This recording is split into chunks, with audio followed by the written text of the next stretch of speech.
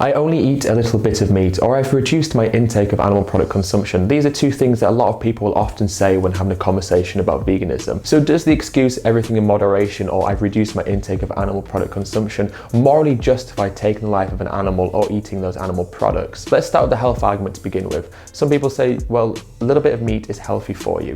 The reality is if something's bad for you, it's always bad for you, regardless of how much or how little you eat. For example, you could smoke one cigarette a month and it might not give you cancer and it won't kill you, but that doesn't mean that smoking a cigarette is healthy. Likewise, eating a little bit of meat may not cause cancer or heart disease, but it doesn't mean that it's good for you. All the nutrients that we need that we normally get from animals, we can get from plants. And the best thing about getting them from plant sources is you don't have to worry about things like cholesterol and trans fat, antibiotics and cancer promoting hormones. Now let's look at the ethical implications of the everything in moderation excuse. Veganism is the only social justice movement where people claim that by reducing the amount we do in action, it makes it moral. No one says to someone who is racist, reduce the amount of times that you are racist. No one says to a misogynist, reduce the amount of time that you're a misogynist. It doesn't matter how often or how little we consume animal products. When we do, there is a victim involved. And because there is a victim involved, it means that it is immoral and it can't be morally justified. So even if you only eat a little bit of meat, that still means that an animal is suffering and dying. And even if you only eat a little bit of dairy or a little bit of cheese,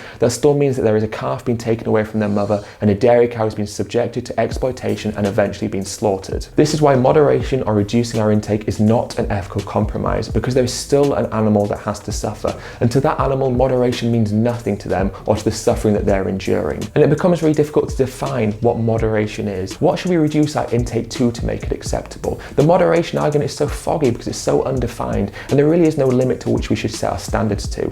The only way to ethically consume animal products is to not consume them whatsoever. And most people probably don't realize just how many animal products are in their everyday diet. From the milk in our teas and coffees, to the milk in the chocolate bars, the milk and eggs in the cakes, to the piece of flesh that's on our dinner plate, animal products are found in abundance in a standard Western diet. And many of us simply don't realize the magnitude and the amount that we exploit animals, the amount that we take from them, and the amount that we use in everyday products. Now the reality is, because there are so many alternatives to the things that we normally eat, we can buy the cakes without milk and eggs in them, we can have the chocolate bars without milk, we can have soy milk in our tea, soy milk in our cereal, we don't have to have a piece of flesh on our dinner plate. Because there's no necessity to have it at all, it means it can't be morally justified to have it a little bit. But this is what it really boils down to. There is still a victim involved. There is still an animal that is suffering or being killed, and that animal will not be grateful because the person who's buying them has moderated or reduced their intake. The moderation doesn't change the fact that they're still suffering and they're still dying. And because of that, because there's still suffering involved, even in a little bit of cheese, it cannot be morally justified to eat that little bit of cheese,